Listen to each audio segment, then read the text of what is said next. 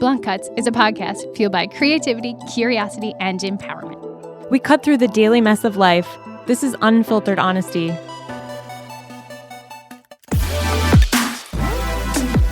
Park your passive at the door. This is Blunt Cuts.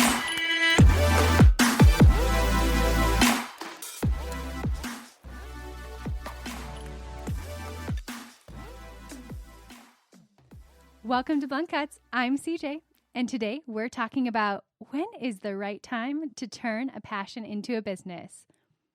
In the studio, I have guest host Tressie Schneider, who is such an amazing entrepreneur in the Twin Cities, who has done this in many, many ways, turned her passions into business. So I can't wait for you guys to hear for her perspectives. Welcome, Tressie. Thank you. Thank you so much for having me. So just over 10 years ago, I bought my first business, and I was 24. Oh my gosh, that's amazing. What kind of business was it? It was a salon.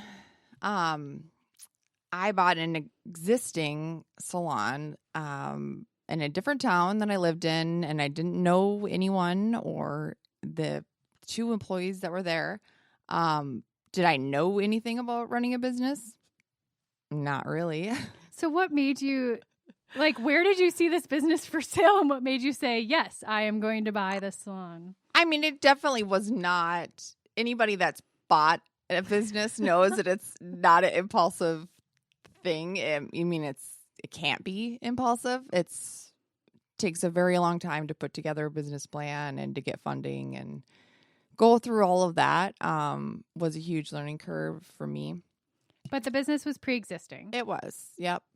My mentor at the time sold me one of her salons. Oh, okay. So, definitely I just made it known. I have always been one to make my goals and what I want out of life known to people. I think that's so true. I'm a huge fan of vision boards. I'm a huge fan of putting it out there. When you put things out into the universe, people answer. And sometimes faster than you're wanting. Sometimes faster than you're ready. Yeah. And so from the get-go, I've always dressed and behaved for the role that I wanted, not the role I had. So I've always made it very known what I wanted. And so when she decided to sell one of her businesses, I was the first person to go to, because that's really the key to any success is you have to be the first name in that person's someone's mind. Yeah, I absolutely agree. I couldn't agree more. Yeah. So you got this business, and then you had to really start it again. Yeah. Or decide if you wanted to keep with what she was doing, or how did all that go? Right. I mean, I basically started all over again, and in 5 years, we grew from 2 employees to 15. We tripled our yearly revenue. First thing I did was hire a business manager, because I do have a very good business sense. And, I learned, I educated myself. I learned how to do QuickBooks and took business classes and, learned how to do a financial planning and things like that. But I find sometimes those things can take you away from the actual work that needs to be done. It's so true. And it kills creativity. Yeah, it can completely paralyze a creative to have to be assigning expenses in QuickBooks. So I think it's important that you know how to do those things for the times that you have to, and the times that you can't afford to hire someone or partner with someone to do that for you. As an entrepreneur, you do have to know how to do every job. Because in the beginning you do. Yeah. And at a moment's notice, your team can change. Absolutely. As you know. And people have lives. And I think that that's just such a real thing, that people who want to start businesses really need to know there's a lot of stages. So many stages. So to really take that passion and turn it into something that's a business, intangibly serving customers or clients, that's a big jump. And it doesn't happen overnight, and you definitely have to be patient. So since then, because that was over 10 years ago, I have turned many of my passions into businesses, as you know. I do. Always a big supporter. I literally would not have a magazine if it wasn't for you. I knew nothing about graphic design, nothing. And Christina's so you to do what? But I mean, literally taught me everything. Love helping people start businesses. So. It was amazing. But honestly, I forever am grateful for you, to you for that. So anyway, all of my businesses have always been in the fashion, beauty, and media industries. Some have been lucrative, some not. Some I still have, some I don't. But all throughout it, I definitely learned my strengths and paid attention to what my weaknesses were and knew what I'm capable and what I'm not. And I think I personally have a really hard time asking for people for help, but opening a business is the one way that you realize how to ask people to help you where you need the help. Yeah. And I think I've always been really great at asking for people's feedback and asking people's opinions, even though people are so scared to give it. But asking someone to actually sacrifice their time and do something for me directly, yeah, way hard for me. Oh yeah, no, I have a really hard time still. So I still, a lot of times offer paid roles, even if it's for like helping in my studio or whatever it is, just because I'm like, no, I value you and you need to know I value you. And it might not be the like world's largest amount of money, but I still feel like there needs to be a transaction to like. I also feel like there has to be a transaction involved of sorts, or I feel like I can't hold them to my standards. Agreed. I think that's a big part of it for me too. I've learned, but it's taken me. I have learned as well to get when same girl, same. When it's something like, oh, this person's just going to help me do this, I feel like, well, they just volunteered their time. I can't be an asshole and be like, this is horrible. Yeah, here's a schedule. Welcome to your volunteer fun work. Yeah, I just can't. So I agree with you. Yeah. Well, as a serial entrepreneur myself, I'm always energized to start businesses. And I want to back it up a little bit. So I worked in the private equity space for about 7 years. And I worked for a firm here in town that, if anyone's seen the show Shark Tank, that was my job. People would come into our office through our inbox, through physically walking in the door. It's kind of was a hidden place and not marketed, but people knew that the investors had money to invest in businesses. So I would watch people come in with business ideas for funding to our firm. And I saw so many different models. I saw people that were sometimes super passionate about the business and having a deep love, and then not just really good at the managerial or like business pieces, which is what my firm did well. We had financial people, we had graphic design art teams, we had programmers, we had manager support for people who just had passions, so it was like a balance. But I also saw people who were just really great business people come in and they saw a need in the market and they saw that was an area they could infiltrate their current. And it wasn't about like a passion to them. It was about, hey, I know I can expand a business in this area. I'm good at this. I'm smart. Give me money to do this. Mm-hmm. And, I sometimes had a way in these decisions, sometimes not. I was their creative director, but I also was an analyst. I also wore a marketing hat in a lot of different ways, media buying, purchasing. So I wore a lot of hats there, but I think I earned the partner's trust to really sit in and kind of vet these businesses out. Right. So I watched so many projects fail, even projects they decided to give millions and millions of dollars to. I would watch a new restaurant get built out and fail within a year. I would watch people in those businesses that had not just passion and had good business leaders. I'd watch all of these dynamics. And I think what I really learned is it's kind of a subtle combination of both. You need the passion. Absolutely. You need the business, or you need to find business partners. Correct. But you also need to know that you have to sacrifice your heart, soul, blood, sweat, tears. Your firstborn child. It's always going to be a ton more work Sorry, than you Angelica. think. You have to go. Yeah, right? Just kidding. You can't have her. She's the only one that does anything. No, she's too useful. But yes, it's just literally having that ultimate commitment and that full willingness to sacrifice.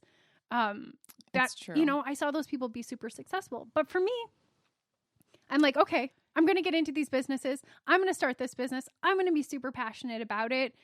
And if you also aren't fulfilling a need or timing isn't on your side. Right. I was like, let's put focus to people that sometimes all of those things are in line and it still not doesn't enough. work out. Yeah. And there's still situations that are out of your hands, or you assess the situations that you have to go through. And sometimes it's not worth it. It's not worth it financially, for your family. Like there's a million reasons why. So something I learned the hard way throughout, the last 10 years of being in business is that you need to know when to walk away. And it's okay to walk away. And it's okay to. But it's hard. It's hard when you're hard when it's your baby. Like when you're it is like a child. When Absolutely. you're, a passion-driven business owner, it's really hard to not let your passion cloud your business judgment, but it's imperative. And I think setting yourself up with the goals of your business before you start. Does your business need to cash flow income? Does your business need to make a profit for you to feel it's successful?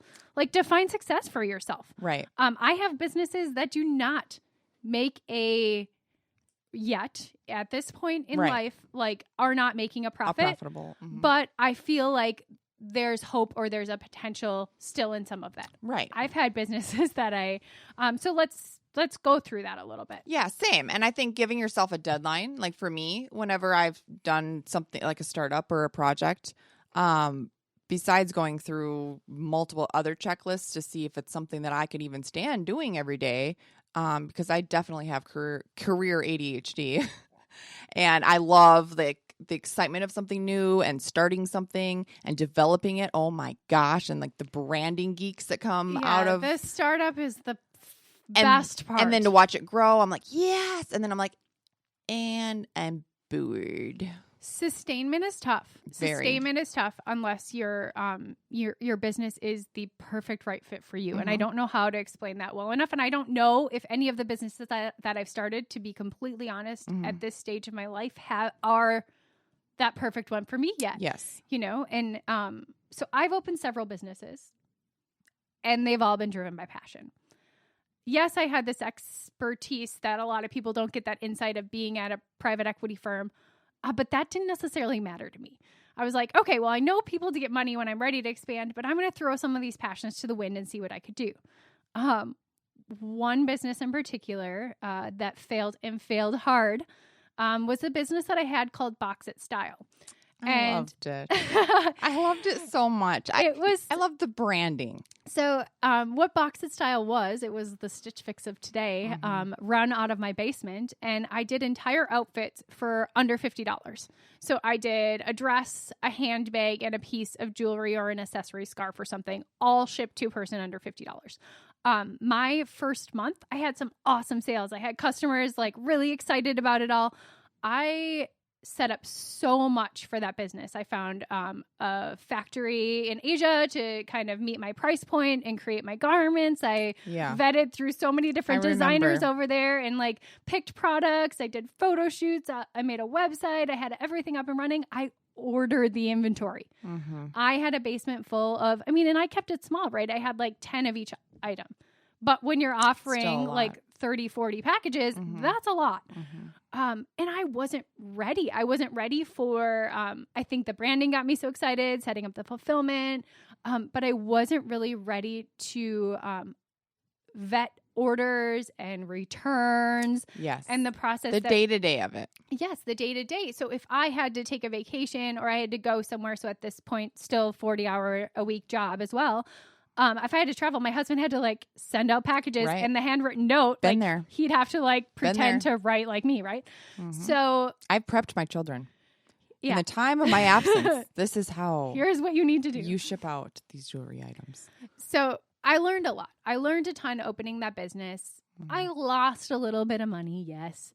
But I learned so much. We've all been there, Christina. Right? We've all been there. Some people buy Sorry, husband. Some people buy shoes and like businesses. Cars, and I build businesses and throw money to the wind. So I have learned. Yeah, it was. And that's another thing is you learn from your bad investments. It was one of those times that like I started something from nothing. I worked with an Asian fulfillment house. Like I really went all out and I learned so much, but it failed hard. But that didn't stop me from having a heart towards business and knowing that there are ways to do it. But it also made me go into, for example, my styling business with very clear goals, a very clear understanding. And I had industry knowledge of styling in this world as well as I modeled for, 20 years. Right. So I had that perspective of what it took. So I knew I was going to have to work for free for a while. That's the industry. If you want to be in fashion, you work for free for a while. That's just part of that world. But I also knew for me, for this business, for me to be fulfilled, I also needed it to make a profit. I needed it to make money. Same. That was important to me. Not all passion businesses I've started, I've needed them to make money. Blunt Cuts, I don't really need this to make money. I love that this is a platform for everyone, and I'm super excited about this. I don't necessarily need it to be profitable, but I need it to have a strong purpose, a very strong purpose. Like, I am not interested in having hobbies. I'm interested in having businesses. When I started charging and people would reach out, the comments and the feedback you get.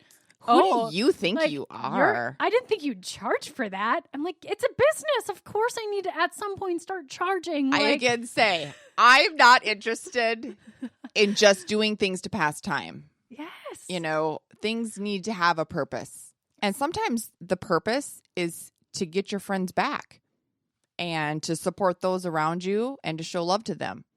Sometimes it's not your purpose, but that's still a strong purpose. Back to like the financial side of it, I think it's easy to have the mindset that you're not fueled by a profit. But I promise you, when you're not bringing in a profit and you can't pay your bills, your creativity will be out the door. It will be crushed because all you can think about is, I can't pay my bills tomorrow. Exactly. So.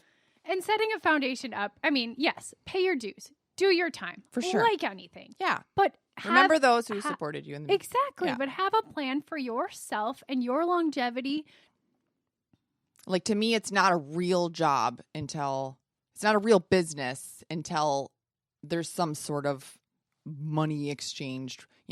Profit's a different thing. You expect when you go into business, first year, 2, even 3, there will not be a profit. Yeah, I'm going to lose money. I would say a good 5, right? Like, right. I think there's a good 5 you're investing into your business, and that's with anything. But holy F, by year 5, if I'm not seeing something happening, it's time to really strongly look in the mirror and evaluate your life choices. And, we really want to try to give you some lessons here on before you turn that passion into a business. I'll give you some life lessons. Yeah. I mean, take some of this and run with it. And we're totally here for you because, I've failed and it's good. And I'm happy that I failed because it taught me things. But if I can share that with other people so that they can. That's the thing. Everybody fails. Everybody fails. Everybody in business, especially people that, like us that have had multiple businesses, there's some failure in there. So if you're afraid of failure and it destroys you, do not start a business. This is not for you. No, because you will have, even if your business is successful financially, there will be some sort of failure. Absolutely. Yeah. You cannot run from it. It is there. Embrace it and learn from it. Strategy. Yeah. But I think like the biggest thing is, because I get asked this a lot from people, like how to start a business or turn, their passion or hobby or whatever into a business. And like the first question I ask them is, and that you should ask yourself, is this really your passion or is this just a hobby? Because a lot of times they're really often confused. A hobby is something that's enjoyable. It's a relaxing activity you do outside of your occupation. And is it something you love so much that like you would be afraid to have some like business things around it too? Like I hear a lot of people taking their hobbies and then turning them into a business, and then they're like, but no, it's not a hobby anymore and it's not fun anymore. Well, and that's the 100% because passions, they aren't relaxing. Passions, although they could be extremely enjoyable and fulfilling, they consume your thoughts, feelings, and actions. And yeah, if you can't go to the bathroom or take a shower without thinking about Right. your passion that you want to open into a business, you're on the right track. Right. But if it's something that you find soothing outside of work, that's a hobby. Probably. And that doesn't mean that you can't do a little like side hustle, like you can make an income from your hobby. For example, my jewelry is a great example of it. It's something I extremely enjoy doing, something that's really relaxing and something I do at night or in my spare time. And it just happened to kind of fall into selling it because I got so much of it and people started asking, like, where can I buy this? Yeah. I'm like, shit. Well, if I can just sell them to get more supplies or whatever. Yeah.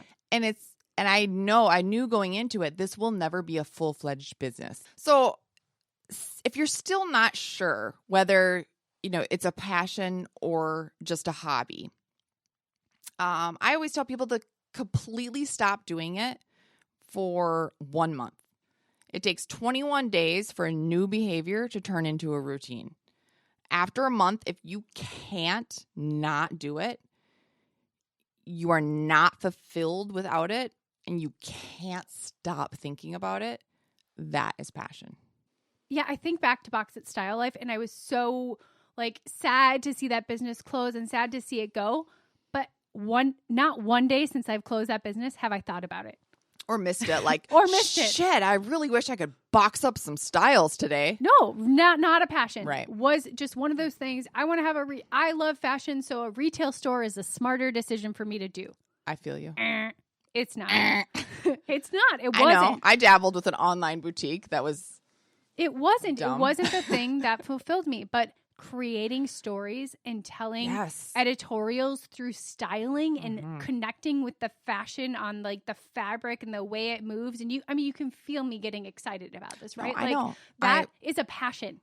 And that means that I can't sleep unless I write down editorial ideas sometimes. I have to pin and sometimes in the middle of the night to go back to sleep. Sometimes it is just for creative minds. I think we're a lot alike like that, where sometimes I'll have these beautiful business ideas, and what gets me excited is I know exactly what their Instagram is going to look like. I know what that Instagram voice is. I know the branding. I know the logo. I know the colors. I know the website, and all these concepts and ideas start flooding out of me, and I get so excited about it. So what I do is I put all that together. You should see my list of oh gosh, yeah, random, Uh-huh. And I put them together. You should see my domain buying. I know my domain is getting out of hand. And I put it all together and I sit on it. I put it all together because I know myself and I know that's what makes me excited is the branding and the putting it all together and the social media aspect of it, the marketing of it. I put it all together and I sit on it. And then I think, yeah, I'm good now. Yeah, I'm good now. Yeah, I don't really. Sometimes I don't. It's that's that exercise. Sometimes it is that. That's a really outlet, cool thing if somebody else wanted to do that, but that's not really for me. So it's okay to sell your business ideas too It's when totally okay. you're ready to part with them. Yeah. But yeah, no, I would completely agree that if you can walk away from something, you don't want to jump into a business. 100%. That's why I say sit on it for a little bit. Yeah, it's a good idea. Great advice. So I'm going to leave you with 5 takeaways, and I want you guys to write these down and write down your answers. Really, really think about it and answer honestly and reflect on it. Okay, number 1, find your passion and make sure it isn't just a hobby. Okay, number 2, become a master of your craft. 10,000 hours, put in the work. It's not enough to just be passionate about something. Number 3, research your industry and where the gaps are within it. What are people doing and what are they doing wrong? Do it better. Number 4, ask yourself why. Why do you want to own a business? Does the reward outweigh the sacrifices to you? Number 5, prepare yourself mentally. You will work harder than you ever have before for very little or nothing. Extreme personal sacrifices will have to be made. You will be tired, stressed, and feel like giving up at several points of your journey. Reflect back to the why you are doing this. And let that fuel you. Be patient and surround yourself with like-minded people that are going to lift you up in your journey. You have to have those people who won't let you quit. You have to have those people in your network that know what you want, because you're going to have those days. You're going to have those days. Absolutely. And you need those people. And people that just understand and get it. Yeah. There is a reason why all of my friends are in the industry. Because the friends that were not in my industry, they didn't get it. They don't get why I don't want to go to a movie or go grab coffee or whatever it is, and why I would have to cancel because I got booked to shoot or whatever the situation may be, or I'm on a deadline, so I have to stare at my computer screen for 15 hours a day for 2 weeks. But it's a beautiful journey.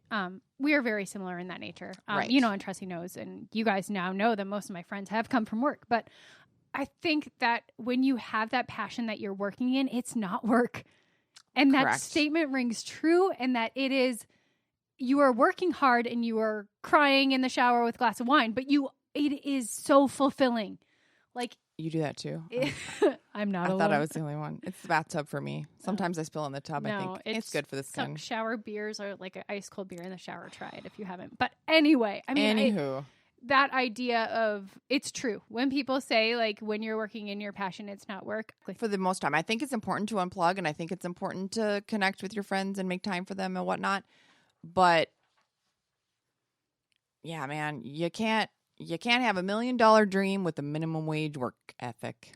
Ladies and gentlemen, it's just not going to happen. Yeah, and it's going to get real and it's going to get hard. But if those times for me excite me and make me want to push even more, because I'm crazy. Yeah. A little bit of crazy. You have to have, a little bit of crazy. I was just going to say. You got to be a little bit. A little bit. And you have to have a really supportive partner. You know? True. Mm-hmm. I definitely, if at any time my husband was like, yeah, no, like this is damaging our family or whatever, I would be like, you suck. I'm leaving you. Just kidding. Yeah, I think it was LLC. I'm just kidding. LLC number 8 or 9, when my husband's like, our taxes have gotten so complicated. Oh, will this ever end? And I said, nope. No, not ever going to end. I am very blessed. We both of us are very, very blessed to have extraordinarily supportive partners, and I think that's really important. And again, that comes back to like making your goals and dreams and wants like very well known, like from the beginning. Hey, this is what we want in career ambitions. Like we both knew what we were signing up for, and it goes both ways, supporting him back. Thanks for hanging out with us, Tressie. Yeah, thanks for having me. If you are interested in turning your passion into a business, we'd love to hear more. Please continue the conversation on Instagram. Follow us at Blunt Cuts Podcast. And follow Tressie too. She's an amazing creative in the Twin Cities. And what's your Instagram? Tressie Chic is kind of the central Instagram to follow. Perfect. Or TressieSchneider.com. And then through all of those, you'll find her other 11 You Instagrams. And because don't we all have a lot going on?